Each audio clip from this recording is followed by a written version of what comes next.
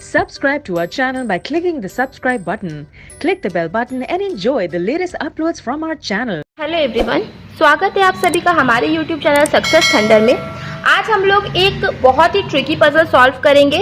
इसको आप क्वेश्चन को स्क्रीनशॉट लेके खुद से सॉल्व करने की कोशिश जरूर करिएगा।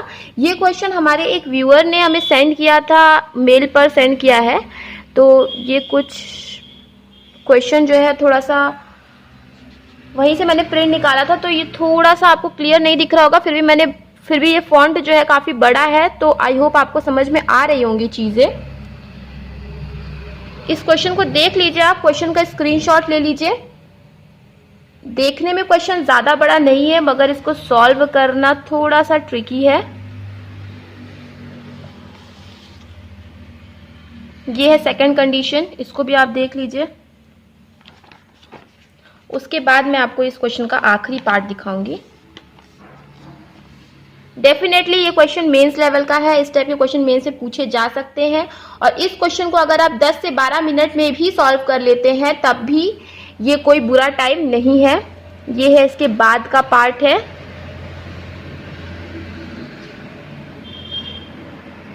इसे भी आप देख लीजिए, स्क्रीनशॉट ले लीजिए क्वेश्चन का, और फिर हम लोग इसको सॉल्व करने की टेक्निक देखेंगे कि किस तरीके से इस क्वेश्चन को हम लोगों को सॉल्व करना चाहिए, इस टाइप के क्वेश्चंस को कैसे टैकल करना चाहिए। आई होप अब तक आपने स्क्रीनशॉट ले लिया होगा। चलिए अब हम लोग क्वेश्चन को बनाना शुरू करते हैं और देखते हैं कि इस क्वेश्चन को बनाने की क्या अप्रोच रहेगी। क्वेश्चन आज सिर्फ इंग्लिश में है, क्योंकि उन्होंने सिर्फ इंग्लिश में ही क्वेश्चन भेजा था, लेकिन लैंग्वेज टफ नहीं है। मगर इस क्वेश्चन को कोई भी मीडियम का स्टूडेंट है उसे ट्राई जरूर करना चाहिए। चलिए पढ़ते हैं क्वेश्चन में क्या लिखा है। देखिए क्वेश्चन में लिखा है 7 पैकेजेस वर डिलीवर्ड। 7 पैकेज थे जो कि डिलीवर्ड हुए हैं फ्रॉम डिफरेंट सिटीज, अलग अलग सिटीज से। And the packages were delivered in different cities, और वो लोग डिफरेंट सिटीज में भी डिलीवर हुए, मतलब एक सिटी से निकला और दूसरे सिटी में वो गया है, और सभी जो सिटीज है वो डिफरेंट है। Each of the packages is in different weight. सभी जो पैकेज है वो अलग अलग वेट के हैं। वेट हम लोग एक बार नोट कर लेते हैं। 5, 7, 8, 10, 11, 12 और 14 केजी के वेट है।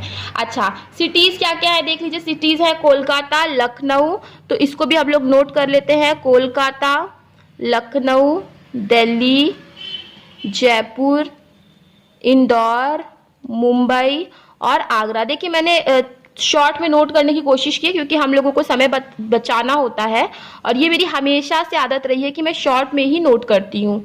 तो इस तरीके से मैंने इसको नोट कर लिया है। अब चलिए फिर आगे पढ़ते हैं क्वेश्चन को, आगे की क्या क्या चीजें जो है लिखी हुई हैं।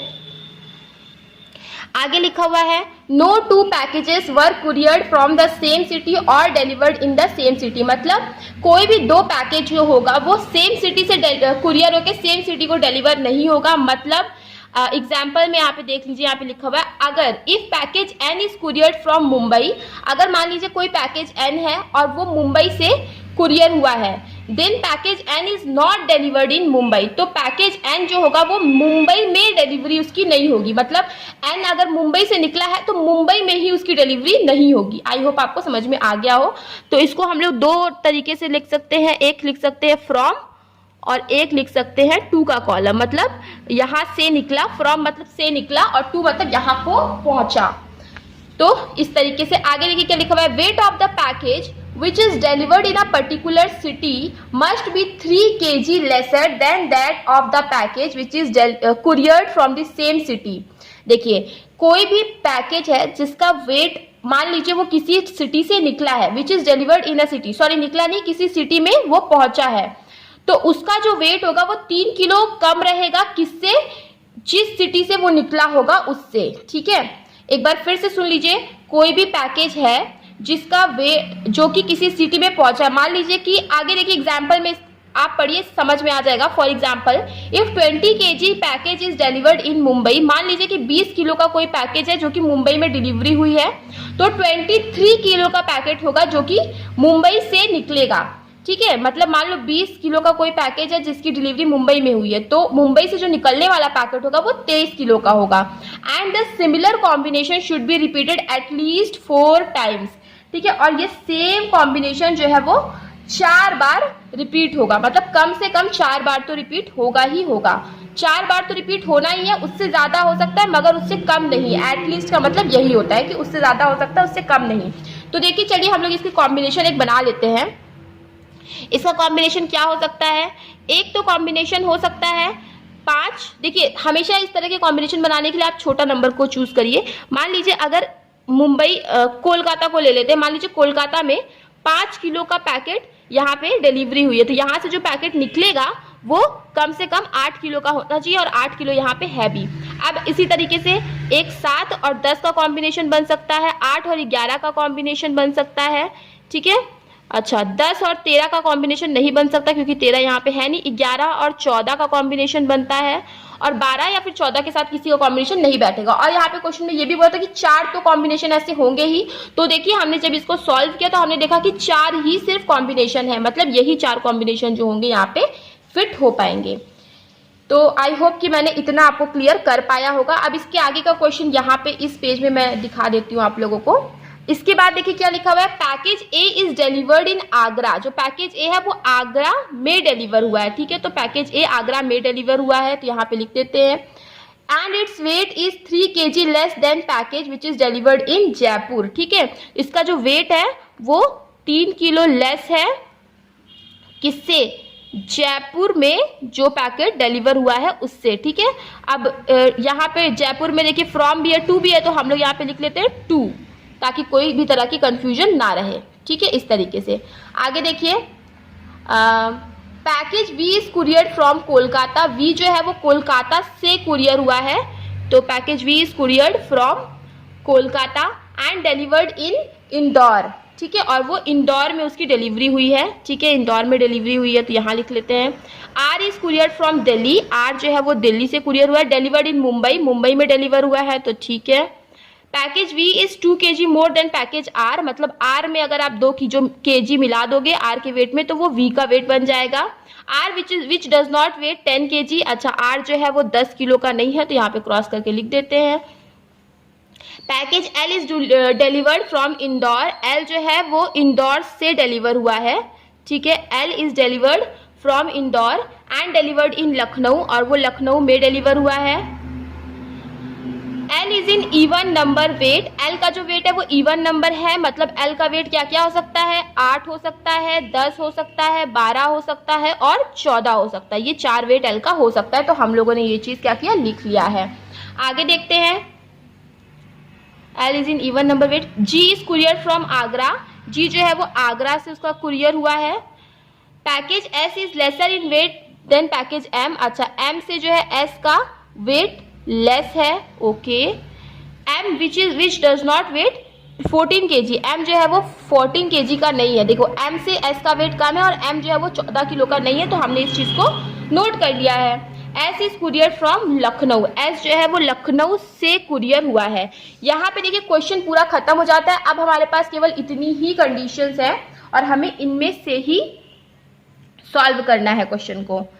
चलिए फिर इसको देखते हैं किस तरीके से हम लोग इसको सॉल्व कर सकते हैं, क्या क्या तरीका इसमें हो सकता है। तो ये हमारा फाइनल अरेंजमेंट हो गया। अब देखिए यहाँ पे केवल 2 ही हैं जो कि जिन लोगों का अरेंजमेंट नहीं हुआ है, वो क्या है, ए है और एम है, तो यहाँ पे लिख लेते हैं ए और एम का हमारा नहीं हो पाया है अरेंजमेंट। अब इसमें देखिए किस किस का नहीं हो पाया है, एल हो गया है, वी हो गया है, आर हो गया है, ए हो गया है, केवल एस, एम और जी 3 लोगों का नहीं हो पाया है, एस का, एम का और जी का। तो इस चीज को हम लोग यहाँ पे लिख लेते हैं। अब देखिए आर के वेट में 2 जोड़ दो तो वी का वेट बन जाएगा। तो अब आप देखिए आर का वेट क्या क्या हो सकता है। तो आर का वेट एक तो 5 हो सकता है, ठीक है, तब 7 बन जाएगा। वी का वेट एक 7 नहीं हो सकता है, 8 हो सकता है आर का वेट, ठीक है, तब जाकर के 10 बन जाएगा। अब आर का वेट और क्या हो सकता है, आर का वेट देखिए 10 तो होगा नहीं, हमें ऑलरेडी पता है। आर का वेट 11 भी नहीं हो सकता क्योंकि 11 + 2 13 होता है, 13 क्वेश्चन में दिया नहीं हुआ है। फिर आर का वेट हो सकता है 12 और कोई वेट आर का नहीं हो सकता है। तो इतनी चीजें जो है कि हमारी क्लियर हो गई हैं। अब देखिए इस क्वेश्चन को कैसे करना है हमें। देखिए क्या बोला है, ए का जो वेट होगा वो 3 किलो लेस होगा, जयपुर 2 में जो भी डिलीवरी होगी जिसकी, उससे 3 किलो लेस होगा। अब इसकी कई पॉसिबिलिटीज बनेंगे, तो आपको इसमें पॉसिबिलिटी देखिए बनानी ही पड़ेगी और कोई ऑप्शन नहीं है। तो चलिए हम लोग पॉसिबिलिटी फटाफट से बना लेते हैं। अभी मैंने कई सारी लाइंस यहाँ पे बना ली हैं, जितनी ज़रूरत पड़ेगी उतना यूज़ करेंगे, नहीं पड़ेगी तो कोई बात नहीं। तो देखिए VSRL और G, और यहाँ पे क्या आ रहा है, L आ रहा है, V आ रहा है, R आ रहा है और A आ रहा है। यहाँ पे भी क्या है, VSRLG VRA और L। यहाँ पे भी उसी तरीके से हम लोग लिख लेते हैं। 3-4 पॉसिबिलिटी बना लेते हैं फ़िलहाल के लिए, और उसके बाद फिर हम लोग देखेंगे और ज़रूरत पड़ेगी तो और बना लेंगे। देखिए A का वेट जो है वो 3 किलो लेस है। अब देखिए 3 किलो की बात आई तो हमें इसमें से ही ढूंढना है, क्योंकि 3 किलो का पैटर्न जो है केवल यही बन रहा है। तो एक बार A का वेट आप 5 कर लो, ठीक है, एक बार A का वेट आप 7 कर लो, एक बार 8 कर लो और एक बार 11 कर लो, ठीक है। अब अगर 5 यहाँ आया तो डेफिनेटली सी बात है कि 8 यहाँ पे आएगा, उसी तरह 7 यहाँ पे आया तो यहाँ पे 10 आएगा, यहाँ अगर 8 आया तो यहाँ 11 आएगा, यहाँ अगर 11 आया तो यहाँ 14 आएगा। कैसे पता हमें, यहाँ इस पैटर्न से हमें पता चल गया है कि अगर 5 8 यहाँ आएगा तो 8 को यहाँ पे आना ही है।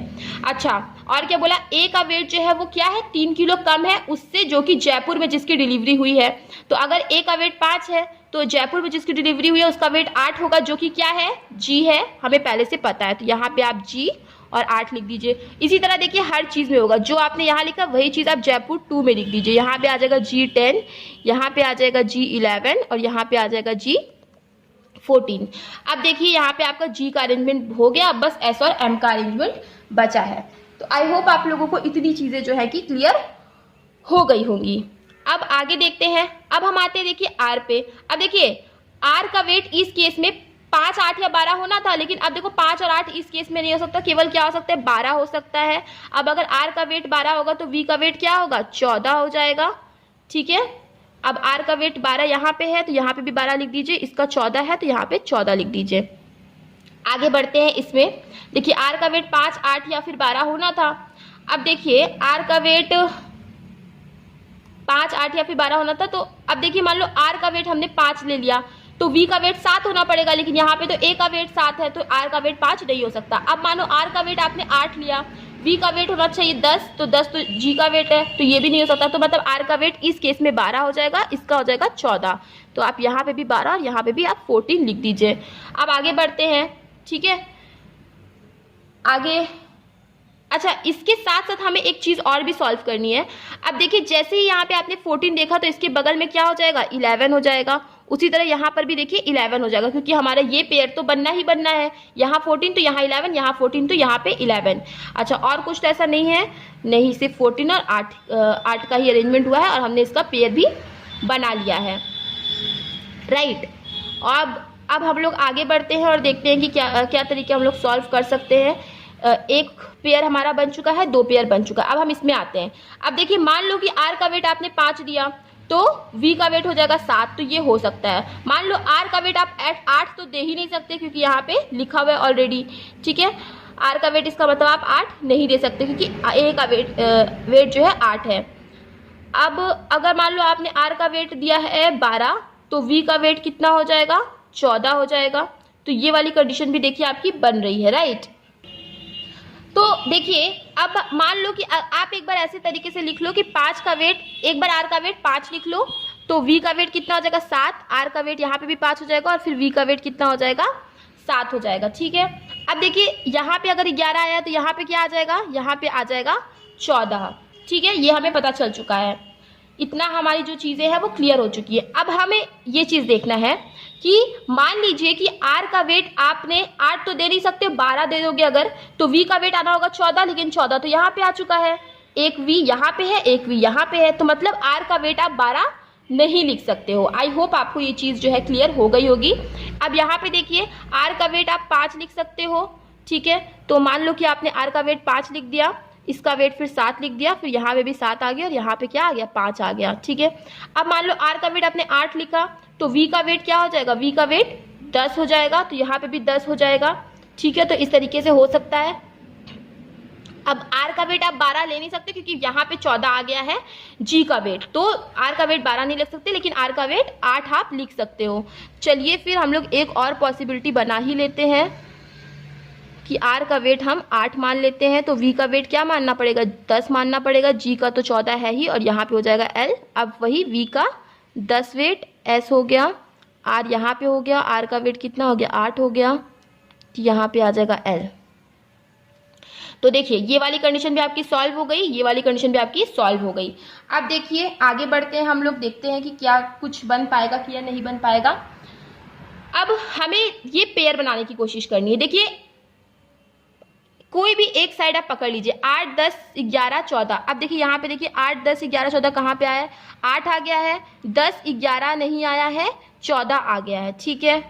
तो 8 और 14 वाला इस केस में अरेंज हो गया। इसमें देखिए 5 7 8 11 आपको देखना है, 5 हो गया है, 7 नहीं हुआ है, 8 हो गया है, तो 8 यहाँ पे आया, तो यहाँ पे क्या आ जाएगा, यहाँ आ जाएगा 11, 5 हो गया है, 8 हो गया है, 7 अभी नहीं हुआ है और 11 हो गया है, केवल 7 बचा है और 7 की इस तरफ क्या आएगा 10 आएगा।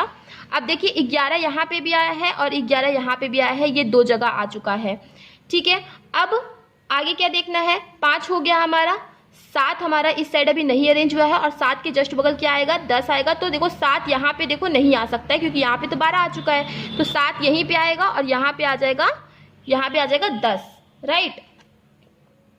अब देखिए एस और एम की वेट की बात है। अब देखिए यहाँ पे 7 आ गया, 11 आ गया, 5 आ गया, 12 आ गया, 14 आ गया, केवल 10 बचा है, तो यहाँ पे क्या आ जाएगा, यहाँ पे आ जाएगा 10। अब हमें देखना है कि एस और एम में से किसका वेट आ जाएगा क्या। अब देखिए एस यहाँ पे है तो यहाँ पे आ जाएगा, क्योंकि एस का वेट 10 था तो एस यहाँ पे आ जाएगा। अब बचा एम, तो एम का वेट यहाँ पे 11 आ जाएगा, फिर यहाँ पे भी एम ही आएगा, राइट। अब फिर क्या बचा, केवल ए बचा है, तो ए 5 यहाँ पे आ जाएगा, एल का वेट है 7। तो ये देखिए ये इसको हम लोगों ने सॉल्व कर लिया है। देखिए 5 7 8 10 11 12 14। अब हमें मैच करना है क्या दोनों का वेट सब कुछ सही है। देखिए जी का 8 इधर है, जी का 8 इधर है, ए का 5 सही है, एल का 7 सही है, एम का 11 सही है, आर का 12 सही है, एस का 10 सही है और वी का 14, वी का 14 भी सही है, ठीक है। अब हम कंडीशन देखेंगे। देखिए एल का वेट 8 10 12 14 में से आना चाहिए कोई ना कोई, लेकिन एल का वेट क्या आ रहा है 7 आ रहा है, मतलब ये कंडीशन जो है आपकी गलत हो गई। इसमें भी देख लीजिए सबसे पहले यही कि एल का वेट 8 10 12 14 में से कुछ ना कुछ आना चाहिए, तो 10 14 और 12 तो हो गया, केवल क्या बचा है 8 बचा है, तो एल का वेट मान लीजिए हमने इसको 8 को दे दिया, तो यहाँ पे एस क्या हो जाएगा, एस हो जाएगा 11। अब जब एस 11 यहाँ पे है तो एस यहाँ पे भी हो जाएगा, राइट। एस 11 अगर यहाँ पे है तो एस फिर यहाँ पे भी हो जाएगा। तो अब केवल बचा कौन है, बचा है केवल एम। अब 5 हो गए, 5 अभी नहीं हुआ है शायद, हाँ 5 नहीं हुआ है, तो एम का वेट कितना बता दिया जाएगा, एम का वेट बता दिया जाएगा 5। अब देखिए एम का वेट था जो कि था एस से ज़्यादा, तो क्या इसमें एम का वेट एस से ज़्यादा हो रहा है, नहीं, तो ये कंडीशन भी आपकी गलत हो गई। अब हम लोग आते हैं इस क्वेश्चन में, यहाँ पर आते हैं एल का वेट से ही हम लोग शुरू कर देते हैं। 8 10 12 14, तो 8 हो गया है, 14 देखिए यहाँ पे हो गया, एल यहाँ आ रहा है, तो 8 और 14 नहीं होगा, 10 और 12 केवल बचा है, तो अब 10 और 12 में से ही एल का वेट कोई ना कोई होगा इस केस में, ठीक है। तो कोशिश करते हैं इसको फिक्स करने की, किस तरीके से हम लोग फिक्स कर सकते हैं। 8 और 14 तो हो नहीं सकता, केवल 10 या फिर 12 ही होगा। अब देखिए अगर यहाँ पे v का 7 आया है, यहाँ पे 7 आया है, तो हमने क्या बोला था 7 और 10 का पेयर बनेगा, तो 10 यहाँ पे आ जाएगा, तो L का क्या वेट हो जाएगा, L का वेट हो जाएगा 10। अब देखिए 7 और 10 का पेयर बन गया, 8 और 11 का पेयर बन गया है, 5 और 8 का पेयर बना है क्या, तो देखिए 5 यहाँ पे अगर आ गया तो यहाँ पे 8 हो जाएगा, 5 8 का पेयर बन गया, 7 10 का पेयर बन चुका है, 8 और 11 का पेयर बन चुका है, 11 और 14 का भी पेयर बन चुका है। अब देखिए केवल यहाँ पे कौन बचा है, ए और एम बचा है। अब एक ए ये हो जाएगा, तो एम के लिए केवल एक ही जगह बची है, एम हो जाएगा यहाँ पर। अच्छा अब एम का वेट हमें पहले से पता था 14 नहीं होना है, तो इसमें 14 ही आ रहा है, तो ये कंडीशन भी आपकी क्या हो गई, गलत हो गई। अब हम लोग यहाँ पे आते हैं, तो सबसे पहले देखिए 5 और 8 का पेयर बना लिया हमने, 7 और 10 का पेयर बना लिया। अब 10 यहाँ पे आ गया तो L10 यहाँ पे आ जाएगा। 8 और 11 का पेयर क्या बना है, तो देखिए नहीं बना है। तो अगर आप मान लो 8 यहाँ रखते हो तो यहाँ 11 नहीं आ सकता, उसी तरह 8 यहाँ लिखोगे तो यहाँ पे भी 11 नहीं आ सकता, तो ये कंडीशन आपकी गलत हो गई। अब हम लोग इस पे आते हैं, देखिए 11 14 का पेयर बन गया, 8 यहाँ पे है तो 11 यहाँ पे आ जाएगा। 7 और 10 का पेयर बना है क्या, तो देखिए 10 क्योंकि यहाँ पे है तो 7 यहीं पे आएगा। अब 5 और 8 का पेयर, 8 यहाँ पे है तो 5 कहाँ पे आ जाएगा, यहाँ पे आ जाएगा। अब देखिए क्या बोला, L 8 10 12 14 में से होगा तो 8 नहीं हो सकता, 10 नहीं हो सकता, 14 भी नहीं हो सकता, तो L क्या हो जाएगा, 12 हो जाएगा। तो यहाँ पे भी L क्या हो जाएगा, 12 हो जाएगा। ये कंडीशन भी देखिए आपकी सॉल्व हो चुकी है। अब जो M का वेट होगा वो S से ज्यादा होगा, लेकिन वो 14 नहीं होगा। तो देखिए यहाँ पे S और M ही केवल बचे हैं, बाकी सबका अरेंज हो गया। तो M का वेट ज्यादा होगा तो M 7 kg का हो जाएगा और S क्या हो जाएगा, 5 kg का हो जाएगा।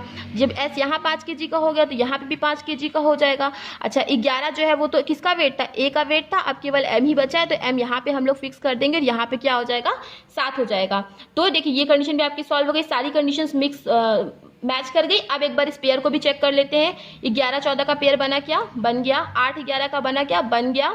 7 और 10 का बना क्या, बन गया है। 5 और 8 का भी बना क्या, तो 5 और 8 का भी देखिए पेयर पूरा बन गया है। तो यही जो है इस क्वेश्चन का फाइनल अरेंजमेंट बनेगा। जिन्होंने भी ये क्वेश्चन भेजा था, काफी अच्छा क्वेश्चन था, इसको मैंने भी लगाया। पहले मैंने सोचा कि मैं लगा लेती हूँ, उसके बाद मैं इसका वीडियो बनाऊंगी। अक्सर मैं वीडियो बनाते टाइम ही पहली बार लगाती हूँ क्वेश्चन, मतलब मैक्सिमम टाइम, लेकिन इस क्वेश्चन को मैंने देखा सोचा कि एक बार बना लेते हैं। तो मैंने जब बनाया तो मुझे ये फील हुआ कि सच में ये बहुत ज़्यादा ट्रिकी क्वेश्चन है। इस टाइप के क्वेश्चन मेंस में डेफिनेटली आप एक्सपेक्ट कर सकते हो। तो चलिए फिर मिलते हैं अपने नेक्स्ट वीडियो में। Thank you so much for watching. Video पसंद आया तो वीडियो को लाइक करिएगा, शेयर करिएगा, और अगर चैनल पे पहली बार आए हैं तो चैनल को सब्सक्राइब करना बिल्कुल मत भूलिएगा।